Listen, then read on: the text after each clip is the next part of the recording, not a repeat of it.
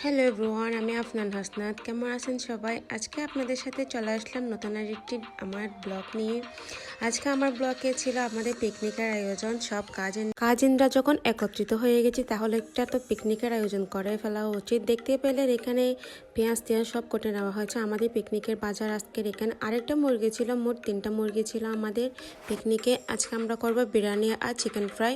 এখানে আমার বৌমা হচ্ছে কি সব চিকেনগুলো কুটে বেছে নিচ্ছে।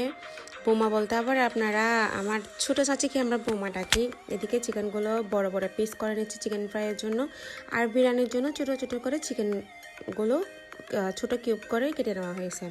চুলায় অবশ্যই আগুন ধরা দেওয়া হয়েছে। বাহিরে এগুলো হচ্ছে টক দইগুলো বানানো হচ্ছে শর্টকাট, যেহেতু আমাদের রেডিমেড করা কিনে আনা হয় নাই, তার জন্য ভিনেগার দিয়ে টক দইটা বানিয়ে ফেললাম। তারপরে এখানে চিকেন ফ্রাইটা ম্যারিনেট করে রাখা হচ্ছে, যাতে আপনারা আধা ঘন্টা 1 ঘন্টা যদি ম্যারিনেট করে রাখেন তাহলে অনেক টেস্ট হয়। চিকেন ফ্রাইতে যা যা দেওয়া লাগতেছে সব মশলাপাতি দিয়ে ম্যারিনেট করে নেওয়া হয়েছে। এখানে সয়া সসটা যদি একটু দেন আপনারা, তারপর হচ্ছে কি এই টমেটো সসটা দিলেই অনেক স্বাদ হয়। তারপরে আমাদের চিকেন যেগুলো ছোটো করে কিউব করে কেটে নেওয়া হয়েছিল বিরিয়ানির জন্য, এটা সব মশলা মেখে তারপরে এক আলাদা করে রান্না করে ফেলা হয়েছে।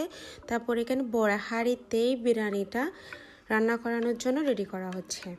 এখানে তেল, পেঁয়াজ, দারুচিনি সবগুলো দেওয়া হয়েছে, যা যা দেওয়া দরকার সব দেওয়া হয়েছে। আমি উপকরণ করে কিন্তু সবগুলো বলতেছি না।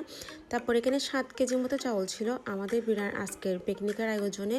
আমরা যেহেতু মানুষ অনেক বেশি ছিলাম, যার জন্য 7 কেজি চাউলের বিরিয়ানিটা রান্না করা হচ্ছে।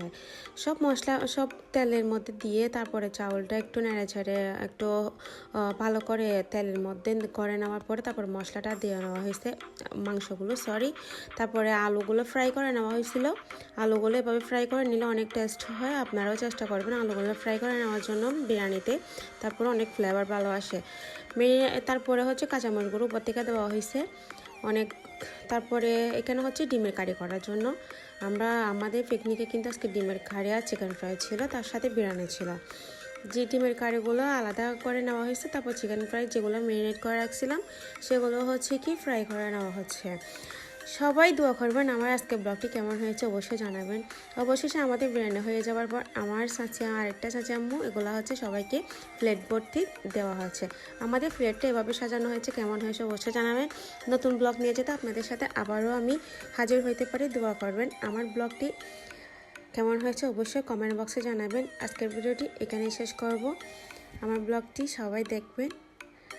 নতুন কোনো ভিডিও নিয়ে আবারও আসবো। আসসালামু আলাইকুম, আল্লাহ হাফিজ।